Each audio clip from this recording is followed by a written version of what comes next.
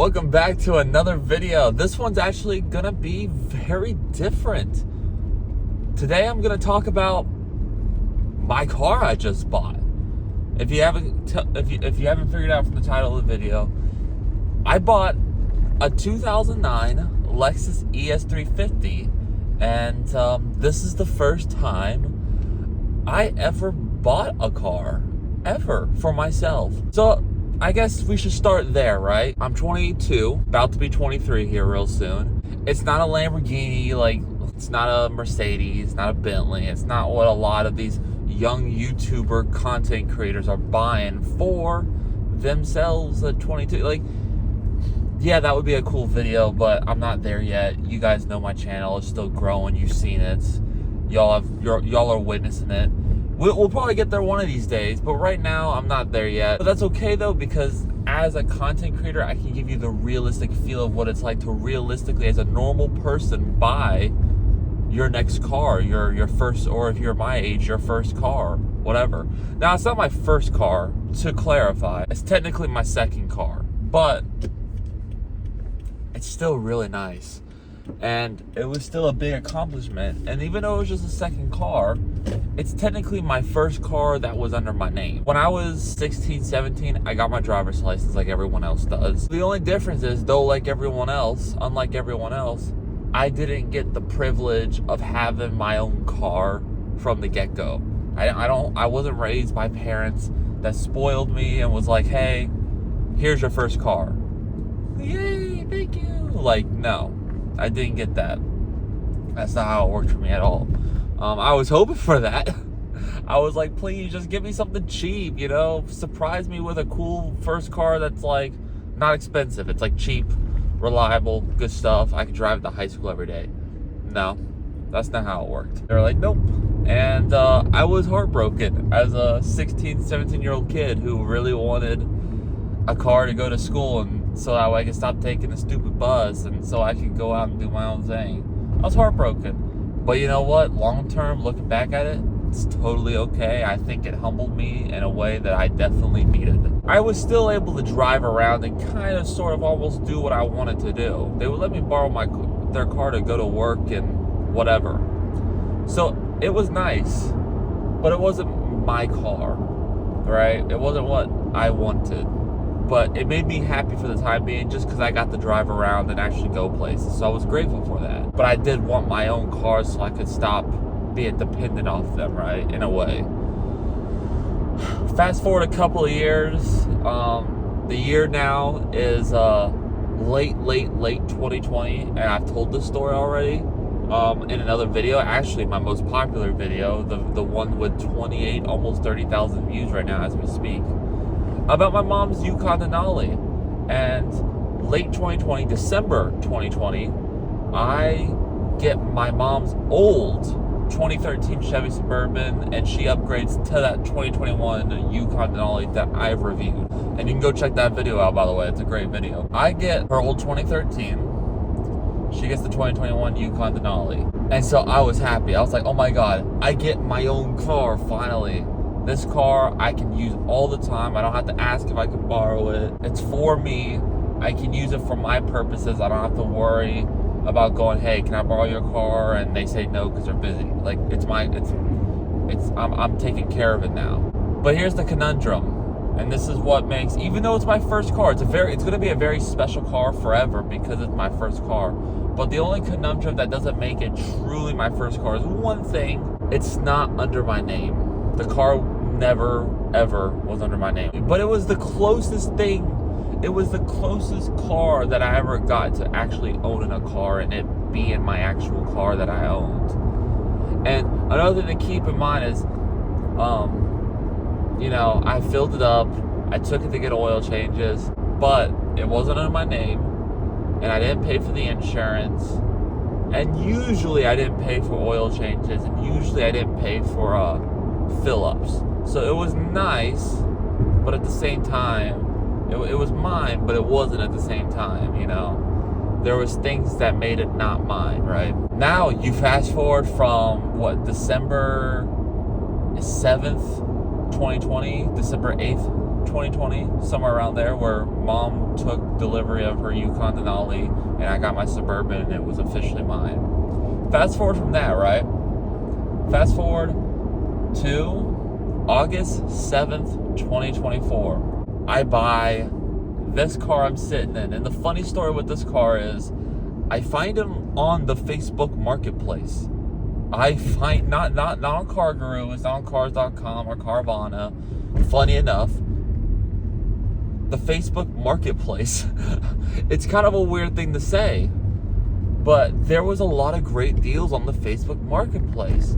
And I got lucky. This wasn't a private sale, thankfully. That probably would have been a pain in the ass, honestly. Maybe, maybe not. I don't know. I've never done the private sale, right? I found it at a small family-owned dealership that was tucked away somewhere where no one would ever think there'd be a dealership, right? And usually those mom and pop places that are tucked away, hidden away, but they got gym cars, it's always those dealerships that have the best deals. And as luck would have it, they did. They had this deal. This was a killer ass deal. And but it took me a long time to find it. I went through so many cars, went to so many people's houses to look at so many other different cars.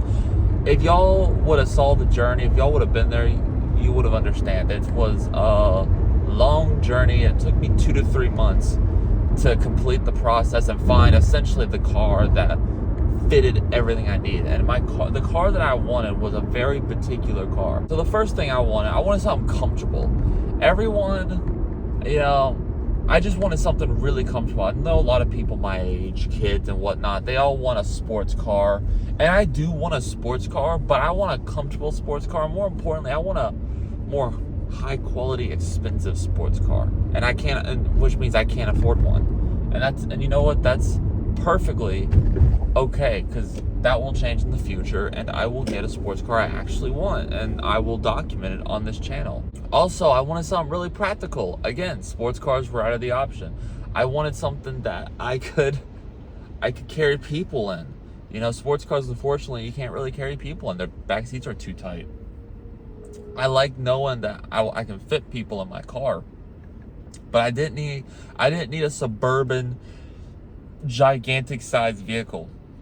I didn't need, that's just overkill. I loved my Suburban and I liked all that extra space and it was fun. It was a lot of fun having all that extra space, but it was 99% of the time just like overkill and I couldn't really fully utilize that extra space. And it just felt like I was wasting a vehicle that wasn't really meant to be my vehicle. So I looked around at everything. Toyotas, Hondas, you name it. The whole nine. I looked at all the cars. Even started looking at Mercedes and Audis and BMWs. I looked at all of it. Because at first I wanted a normal car. I was like, let me find like a Mazda, Honda, something nice and comfortable, reliable, but something maybe a little bit of fun, comfort, practicality. Maybe it's got a tad bit of sporty edge to it. That would be fun. Couldn't find it. I couldn't find one for a good deal, at least in my price range. And that was the problem. The newer cars from like 2018, 2019, 2020, I had an extremely hard time finding it in a price range that wouldn't make me essentially bankrupt. So I had to start looking downwards. And I'm just going to be honest, I'm not made of money. I'm not rich. I really wanted a newer car, to buy a newer car, but I couldn't afford it. So I kept looking, and I realized I needed to go older in my car shopping. I was upset about it, yes, but I needed to go older, and that's okay with me. I needed that. If I was going to get a better car, I was gonna have to think outside the box and go older. I started looking at older Audis, older Mercedes, you name it, right? But then I came to this conclusion in my head. I wanted those cars because of the name, the brand name, and the fact that they sometimes have a sportier edge to their driving experience. They drive a little more fun. They look cooler. They sound cool, you know? I did a lot of thinking, and I realized as much as I want one of those cars, I can't. It would be scary to buy one of those cars and lose a lot of money to maintenance because they're giving me issues, because they're higher mileage cars that will have problems. So financially, it started making no sense, and I didn't want to financially risk losing a lot of money to cars that aren't as reliable. So I took them off the table. And I looked at some great Audis and some great Mercedes, but again, not reliable enough. If I was made of money, I probably would have pulled the trigger. Probably could have made it work, but I'm not there yet. And if something were to go wrong, God forbid, I don't want to come out of pocket paying a shit ton of money for a POS, essentially, that's not dependable. That's when I finally figured out the car I wanted in my head. I was like, I don't want a normal car. I don't want to be like everyone else. Because I was looking at Toyotas at first. So the reliability thing pushed me into Toyota territory for a little bit. And then I realized I want something reliable like a Toyota, but I want something nicer than a Toyota and something just a little more unique than a Toyota. And I came to the epic conclusion in my head, like, oh, let me try Lexus. Lexus, at the end of the day, is Toyota, and they provide the same reliability, the same high quality build, except they provide it in a more comfortable, quieter, smoother luxury car. I did my shopping. I looked at IS250s, ES300s, ES330s. I even found an ES330 from 2006 that was $5,000 with 50,000 miles, and I thought, this is the one. This is a steal. I drove it. It felt great. Everything felt perfect. And then I looked at the description of the car that they were selling, and it was a rebuilt title. And I instantly couldn't get it. And I was super sad. I found this car for, sorry, not $5,000, $7,000. And it would have been such a killer deal. And it had everything I would want. I'd have to make some mods and adjustments to modernize the car so I could drive it every day.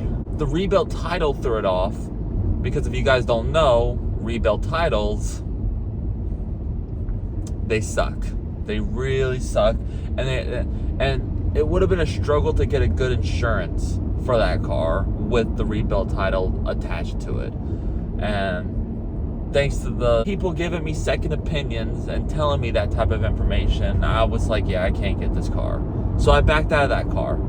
It was beautiful. It was a 2004, 5. It was a 5 or a 6. It was silver with big wheels, gray leather seats, funny enough, just like this car. And that leads me to this car, funny enough. So I go on longer, looking. And I'm looking for Lexuses. I'm looking at a lot of IS250s, 350s, you name it. I even looked at a GS350 from 2015, and I even thought for a minute that was the one. But there was so many paint chips in the front, and the price they were asking was a little high for that type of damage. It didn't make as much sense as I wanted it to. So I was kind of heartbroken by that, but I did like the GS350 too, so I was looking at those. And finally, I think in June or July, I finally stumble upon this car I'm sitting in, the 2098 Lexus ES350, which I am going to do a review on. So I'm not going to show you the interior walk around in this video or the exterior walk around, or talk about if this car is a good car or if it's worth the price that I paid for. But I will tell you the price, because it's very shocking. In my opinion, it's a very shocking price, especially in 2024. But, and I won't tell, so I'm going to leave a lot of my opinions about this car for the next 2 videos I got coming. I got 2 more videos with this car coming. An ownership video, which will be fun, and a true ownership video, and a car review, a full-blown review, walk around tour and everything, and driving, behind the wheel driving experience. So I'm not going to talk about any of that today. But I will tell you this. I finally found this car. It was in my area. It was in St. Pete, Florida. That's where I found it. It's about an hour away from me. I drove there, and I went to look at it, and I went to look at it twice. The first time I went by myself on my own time. I drove it with the sales guy, and loved it. I was like, oh, this is a good driving experience. I wasn't too sure It was a little older, but I knew it drove amazingly, right? I love the way it drives. And I love the interior. But again, we'll talk about the interior when all that. But it impressed me when I was there. I was like, wow, it's in good shape and all that. So I went home and I was like, oh my God, I was thinking about this car. I was like, I really like this car. I didn't like fall in love with this car, but I liked it. I think the more I thought about it, the more I started really warming up to this car, and I really liked it. And the funny thing is, it was very similar to that 2000, sorry. It was very similar to that 2006 that I actually bought, or almost bought, right? For $7,000, I had the rebuilt title. It was silver on the outside. It had the big satin wheels, and it had the gray leather interior with the wood accent and the wood steering wheel. Like, it was literally almost the same car as the car I was looking at, but the only difference is the 2006 was the older generation. This is the 2009, so this is the completely redesigned Lexus ES350, the next generation from that ES350. And for the record, it took me a month to buy this car. I didn't buy this car for probably, like, from the time I first looked at it to the time I bought it, it probably took me a month to actually commit and buy this car. Though it was on my mind, and I was doing a lot of praying about it and a lot of soul searching about this car. I even took my dad back there with me for the second time, and I had him look at it to make sure this was a legitimate car, because my parents were happy. They wanted that I wanted to get my own car or be independent, but they wanted to make sure I didn't buy a no POS garbage vehicle. He came with me, and even my dad was like, wow, this is like perfect for you. It's a luxury car, and everything, it looks brand new. It's gonna be reliable. It held up well, and you can call this car your own car, and it's in your price range. The only person who was kind of against it, not because they didn't want me to get a car, but just because they were concerned, was my mom, because she was concerned by the age of the car. But again, she's not really familiar with Lexus Toyota products, and so she figured it'd be like every other car. If you buy a 15-year-old car, you're gonna generally have like real problems with the car, right? So that's what she was concerned about. But again, the only reason I was okay with looking at a car 15 years old this old was because it was a Toyota Lexus product. I would not buy a Chevy this old, or a Jeep, or really any other car at this age, because they're gonna have the problems and exactly the issues mom was thinking about inside our head. They're gonna not be very dependable. They're gonna probably have problems. But this car, I did countless research on this car. Same with the Toyota stuff. These older Toyota Lexus products are probably some of the most reliable products you can buy. This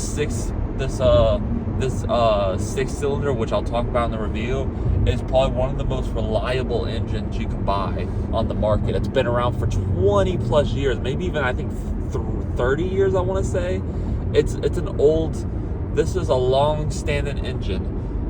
It's obviously gotten tweaked throughout the years to be updated and modernized, but it's the same six-cylinder they've been making for essentially 25 to 30 years. So it's a very reliable car, and a lot of people count on these cars, and you see videos on them, and you don't find any videos on people talking about the problem with this car, but rather saying, no, this car is bulletproof as long as I take it in every 5,000 to 10,000 miles for an oil change. So I knew this was the one, and so I went out of town the last weekend of July to go film those other car reviews that you guys just saw. And that car was on my mind. I was going, oh my God, if someone takes this car, I'm going to be so sad. And I told the owner, I said I was going to have an answer for him by the time I got back from that trip, because I was going to think about it, because I was really sold on it, but I want to make sure it's the one. So I want to do some soul searching and thinking. And he was respectful enough to give me that time.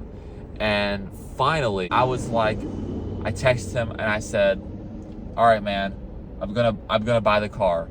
Can I come in this day to do it? And I think I had to put it back a few days, 2 different times, because I had some stuff come up. But I finally said, hey, can I come in on this day, August 7th, to buy the car finally? I'm gonna get my stuff together. Let me get my money, but I'll take the car off your hands. I said, listen, I want the car, And my parents were okay to let me get it, right? They gave me the thumbs up. They're like, this is a good car, go buy it. So I was like, all right, cool. So I call him up and I'm like, I want the car, right? And he says, all right, sounds like a plan. When do you want to come in and do the buy-in? And I said, well, I got to get my check together. I think I'm going to do it by check. So I was like, give me a few days to get the check together and everything that I possibly need, and I'll buy it on this day, August 7th. So I go in, I have my brother drive me in my Suburban, funny enough. I do the buying process, and it only takes 30 minutes. It's a really quick process. It went a lot quicker than I thought. You sign a bunch of shit, you hand them the check, you walk through paperwork, clip everything together, make sure everything's legitimate, sign things. It really didn't take long. But on August 7th, 2024, I bought this 2009 Lexus ES350. Now, I know that was an extremely long story, maybe depending on how I chop up this video for YouTube. But I'm sorry, I know it's a long story, but I had to give you the full in-depth story, and that's what I wanted this video to focus on, was the story of how I got it. And it was really exciting. I went there, I bought the car, and I left with the car, and I was excited. I put a temporary tag on, and it was just an experience. And so for the first time, not only do I have a car that I own, but I own it outright. It's in my name. The registration's in my name. I pay for the insurance. I pay for the gas. I'm about to pay for the oil change when I get an oil change here real soon. And I bought this car, and here's something I need to mention because I haven't mentioned it yet. I bought this car with 93,940 something miles on it. So for a 15-year-old car to have that few miles, to me, this car was brand spanking new, and I knew this was the car. I was like, wow, that's such a great deal. And that's another thing. They were asking for 11, but I knocked him down to 10.3. So I got this car for $10,300 instead of $11,000, and I got $10,300 for this really well-preserved, practically brand new Lexus ES350. So that's why I bought it. 10.3 with 93,000 miles. To me, that was a steal. This was a brand new car. I can keep it for a long time. This car will probably outlive me because I probably won't even keep it for the 250, 300,000 miles these cars are known for going. So I was like, perfect. That's exactly what I'm gonna do, is I'm just gonna work with this car. And so August 7th was a big day for me, and I was super stoked and I was super pumped to buy this car. It's my baby now, and I'm so proud to call this car my car. So that's the story, and I hope you guys enjoyed that story. I'm so excited. I have 2 videos coming out in the future. One to review the car outright, go into details about this car, what it's like, blah blah blah blah. And I also am going to have a video talking about the ownership of this car, because by the time you see that video go up, I'll have owned it for a few months. So that video is going to be proper and really give you a good idea of what it's like to truly own this car. I kind of do that segment for all of my cars that I take off a Turo and keep for 4 to 5 days, because usually in those 4 or 5 days you can find things. You can kind of learn the car in those 4 to 5 days. Not like a true ownership where you keep it for months and months and months, but 4 or 5 days is long enough for you to kind of understand the car and to kind of know what you're getting into when buying that car and understanding the car better. But now this is going to be a different type of ownership video, because I will be able to really go into details about what it's truly like to own, the good, the bad, whatever, how it's been. And I can't wait to bring all that directly to you guys in these upcoming videos. So stay tuned for that. But anyhow, I'm sorry this is such a long video, but I hope you guys enjoyed this video. If you did, please like, share, comment, and subscribe. Again, I'm super happy with this purchase, and I got really lucky finding a car for that price. in 2024. As you guys know, cars in this day and age are very expensive. So to find a nice, well-preserved, practically brand new car in 2024, more importantly, finding a car in this greatest shape that, more importantly, is a reliable luxury car for that price was absurd, and I had to take advantage of it, and I'm so glad I did. And I will talk about all of that stuff and go into more details in the coming weeks. You'll see more videos of me going into details on this car and telling you what I think about the car. Is it worth the purchase? All that. So I hope you enjoyed. Like I said, like, share, comment, and subscribe. And I will see you guys in another video, guys. Peace out, man. I'll see you guys in the next video.